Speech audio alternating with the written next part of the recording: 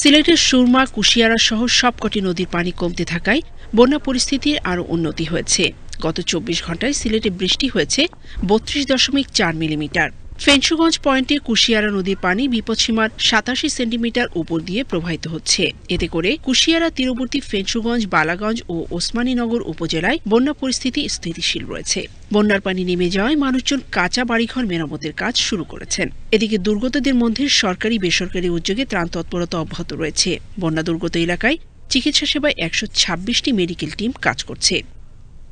মৌলভীবাজারের জুড়ি নদী ছাড়া বাকি সবকটি নদীর পানি বিপদসীমার নিচ দিয়ে প্রবাহিত হচ্ছে। এ অবস্থায় আশ্রয় কেন্দ্র থেকে বন্যার্তরা নিজ নিজ আবাসস্থলে ফিরছেন। মনু নদের চাঁদনীঘাট পয়েন্টে বিপদসীমার ১৯৩ সেন্টিমিটার ও রেলওয়ে ব্রিজ পয়েন্টে ৩৩৫ সেন্টিমিটার নিচ দিয়ে পানি প্রবাহিত হচ্ছে। কুশিয়ারা নদীর পানি বিপদসীমার ৮ সেন্টিমিটার ও ধলাই নদীর পানি রেলওয়ে ব্রিজ পয়েন্টে ৩৪৪ সেন্টিমিটার নিচ দিয়ে প্রবাহিত হচ্ছে। তবে জুড়ি নদীর পানি বিপদসীমার ১৬৩ সেন্টিমিটার উপর দিয়ে প্রবাহিত হচ্ছে। এদিকে কেন্দ্রীয় আওয়ামী লীগের পক্ষ থেকে বন্যার্ত মানুষের মাঝে ত্রাণ বিতরণ করা হয়। হবিগঞ্জের খোয়াই, কুশিয়ারা ও কালনী নদীর পানি নামার সাথে সাথে আশ্রয় কেন্দ্রে থাকা মানুষ নিজেদের বাড়িঘরে ফিরতে শুরু করেছেন। জেলার ৩ উপজেলার বিভিন্ন আশ্রয় কেন্দ্রে থাকা মানুষের ক্ষয়ক্ষতির তালিকা প্রস্তুত করেছে উপজেলা প্রশাসন ও কৃষি বিভাগ। এদিকে সুনামগঞ্জ জেলায় সার্বিক বন্যা পরিস্থিতি কিছুটা উন্নতি হয়েছে। সুরমা, কুশিয়ারা, বুলাই নদীর পানি বিপদসীমা নিচ দিয়ে প্রবাহিত হচ্ছে।